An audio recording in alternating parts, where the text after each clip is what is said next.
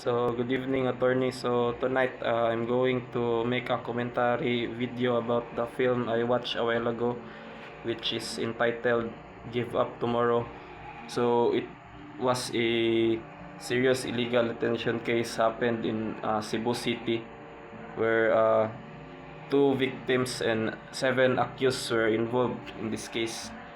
So, it happened that the two victims, which is the Chong sisters, were kidnapped, and according to the video, what I see is they were kidnapped and they were raped by 7 individuals, and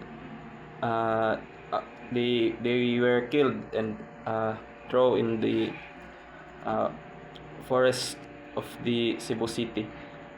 So what I can say about the case is, it was happened in the year 1997. So during those years, the equipment of our law enforcers are not really high tech. That's why it took 1 year before they filed an information in court. So during the preliminary investigation, all law enforcers were assigned in their case really worked together, which is the Philippine National Police and the National Bureau of Investigation. But as what I saw, 2 departments were assigned in this case, but it took 1 year before they filed an information, because they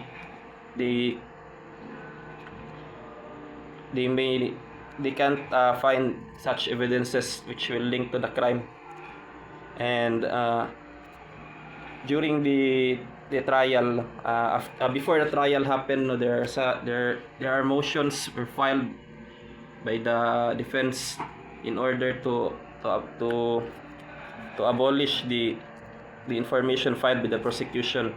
So I may relate that in our subject criminal procedure, which is the Rule 110 of the Revised Rules of Criminal Court, which is the filing of motions in order to abolish the information filed by the prosecution. So during the trial,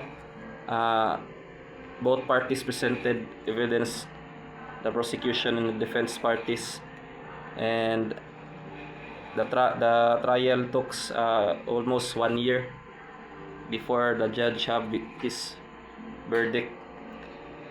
And during the time that the judge has had his verdict, the 7 accused. So as what I seen in the video, the parents of the victim shouts justice, because although the 7 accused were convicted, but the family of the victims were not satisfied about what the judge gives to those accused, because it stated in Article 247 of the Revised Penal Code that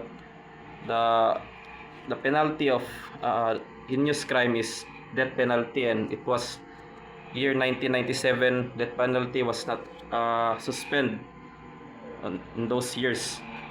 So as what I see, I didn't understand why death penalty was not imposed to those accused. And aside from that, maybe there are such corruption on those years, the judicial body of the government, because it really is clearly stated in Article 247 of the Revised Penal Code that all heinous crimes are sentenced to death penalty. So that's all for tonight, attorney.